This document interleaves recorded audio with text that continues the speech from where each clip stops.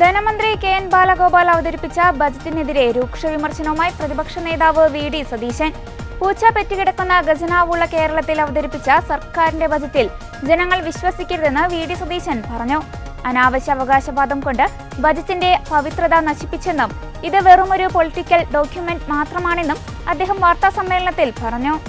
കാരണം 10 വർഷം ചെയ്യാതിരുന്ന ചില കാര്യങ്ങൾ ചെയ്യുമെന്നുള്ള പ്രഖ്യാപിക്കുകയാണ്.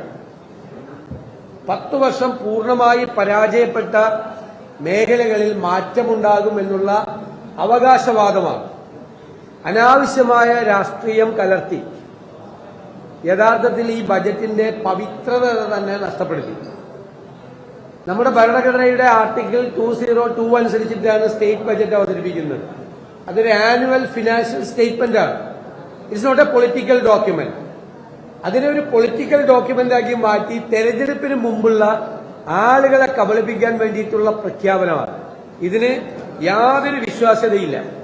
ഏറ്റവും രസകരമായ കാര്യം, ഈ പദ്ധതി പ്ലാനിന്റെ ഡീറ്റെയിൽസ് ആണ്, മൈന്യൂട്ട് ഡീറ്റെയിൽസ് ആണ് ഈ ബജറ്റിലൂടെ പ്രഖ്യാപിച്ചതാണ് ഇത്ര നേരം നീണ്ടുപോയത്.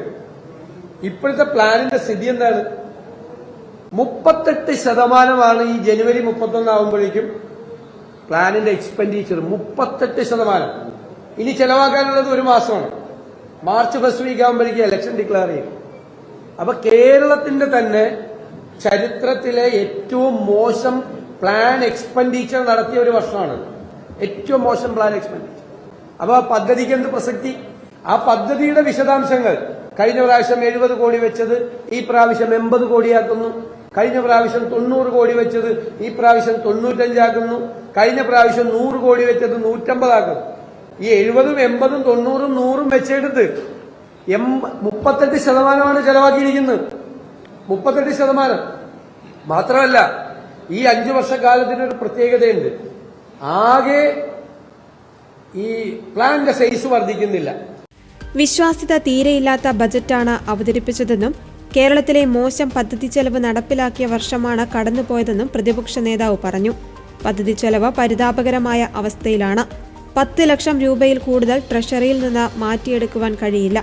ഇത്തരം ഒരു ഖജനാവ് വെച്ചാണ് ഗീർവാണ പ്രസംഗം നടത്തിയിരിക്കുന്നതെന്നും അദ്ദേഹം പറഞ്ഞു. 10 വർഷം ചെയ്യാതിരുന്ന കാര്യങ്ങൾ ചെയ്യുമെന്ന് പ്രഖ്യാപിക്കുകയാണ്. 10 വർഷം പൂർണ്ണമായും പരാജയപ്പെട്ട മേഖലകളിൽ മാറ്റമുണ്ടാക്കുമെന്നുള്ള അവകാശവാദമാണിത്. ജനങ്ങളെ കബളിപ്പിക്കുവാൻ വേണ്ടിയുള്ള പ്രഖ്യാപനങ്ങളാണ് നടത്തിയത്.